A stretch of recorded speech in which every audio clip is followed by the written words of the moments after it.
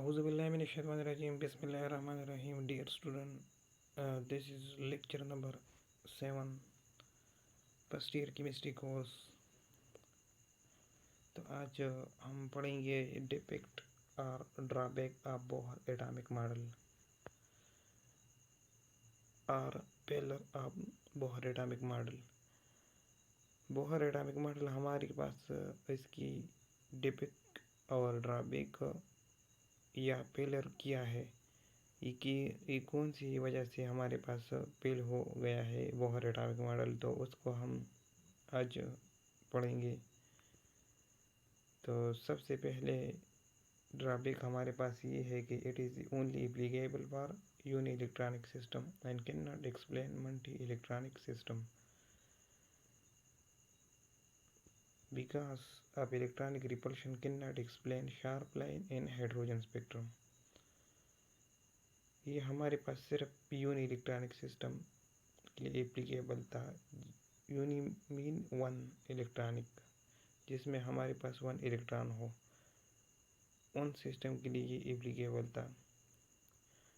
और उन्होंने multi electronic system को एक्सप्लेन नहीं किया। Can not explain multi electronic system, इसी वजह से because electronic repulsion can not explain sharp line in hydrogen spectrum. हमारे पास इलेक्ट्रॉनिक रिपल्शन की वजह से उन्होंने शार्प लाइन को अब हाइड्रोजन स्पेक्ट्रम को एक्सप्लेन नहीं किया। तो एक वजह ये भी है। एक वजह ये है कि यूनि इलेक्ट्रॉनिक सिस्टम के लिए एप्लीकेबल था, उन्होंने मल्टी इलेक्ट्रॉनिक सिस्टम को एक्सप्लेन नहीं किया, क्योंकि इलेक्ट्रॉनिक रिपल्शन की वजह से शार्प लाइन हमारे पास, उन्होंने शार्प लाइन को एक्सप्लेन नहीं किया हाइड्रोजन स्पेक्ट्रम में। तो उसी वजह से ये बोहर एटॉमिक मॉडल फेल हो गया। ये एक ड्रॉबैक थी। शार्प लाइन में अगर आपको समझा तो sharp line mean shell are divide into sub shell is PDF further divide into sub shell px py pz। Sharp line हमारे पास ये है कि अगर शेल हमारे पास डिवाइड हो सब शेल इस pdf, फिर फर्दर डिवाइड हो गई हो सब शेल px py pz को, तो ये हमारे पास शार्प लाइन हो गया। शेल हमारे पास सब शेल पर डिवाइड होगा, फिर डिवाइड होगा sub shell px py pz। It can not explain Zeeman effect and Stark effect. ये जीमन इफेक्ट और स्टार इफेक्ट हमारे पास एक्सप्लेन नहीं करता। इट इज़ अगेंस्ट, ये हमारे पास 3 नंबर ड्रॉबैक।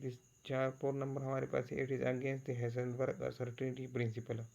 ये हमारे पास हेज़नबर्ग अनसर्टेनिटी प्रिंसिपल के खिलाफ थी। हेज़नबर्ग अनसर्टेनिटी प्रिंसिपल मैं अगर आपको समझाऊँ तो ये है कि no fix path for electron, it is impossible to measure the position and momentum of electron simultaneously.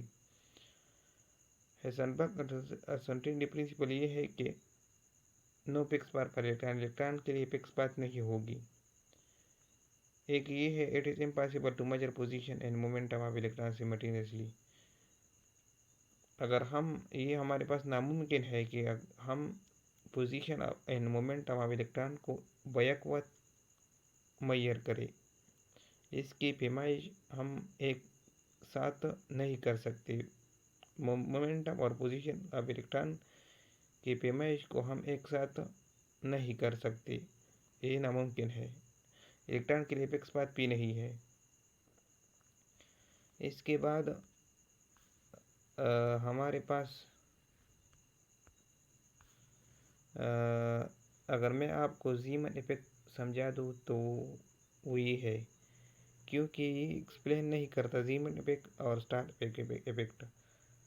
तो जीमन इफेक्ट ये है कि splitting a spectral line into further sharp line when excited atom is placed in magnetic field is called जीमन effect. जब हमारे पास spectral line split हो जाए, spectral line further sharp line split हो जाए फर्दर शार्प लाइन को, और excited atom हमारे पास मैग्नेटिक फील्ड में हो, तो ये हमारे पास ज़ीमन इफेक्ट है।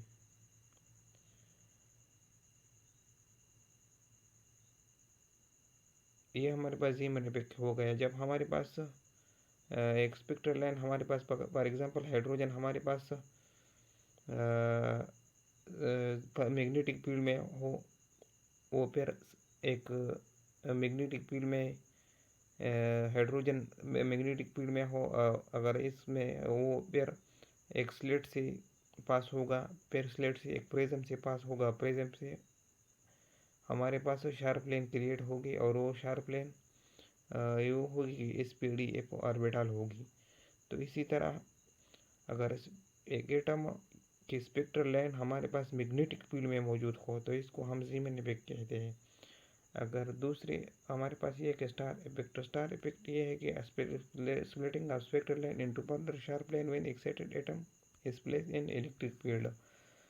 अगर हमारे पास spectral line further sharp line को स्प्लिट हो जाए और एक्साइटेड एटम हमारे पास इलेक्ट्रिक फील्ड में हो, तो इसको हम स्टार इफेक्ट कहते हैं।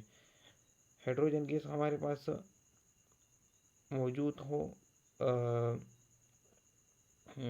हम हाइड्रोजन गैस हमारे पास या स्पेक्ट्रल लाइन हमारे पास एक डिस्चार्ज ट्यूब में हो, और फिर वो हमारे पास होगी स्लेट से के बाद प्रिज्म के बाद प्रिज्म के बाद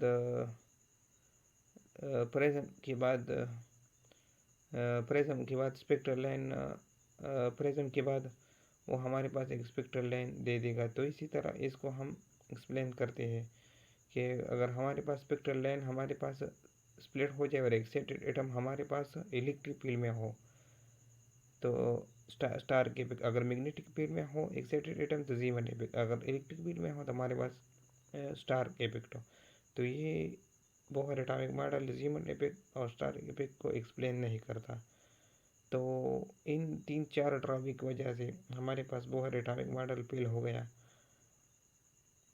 अगर आपको इस 4-5 ड्रॉबैक में कोई भी मसला हो तो हमसे कमेंट में पूछ सकते हैं। अगर आपने हमारे चैनल को सब्सक्राइब नहीं किया तो सब्सक्राइब करें। Thank you.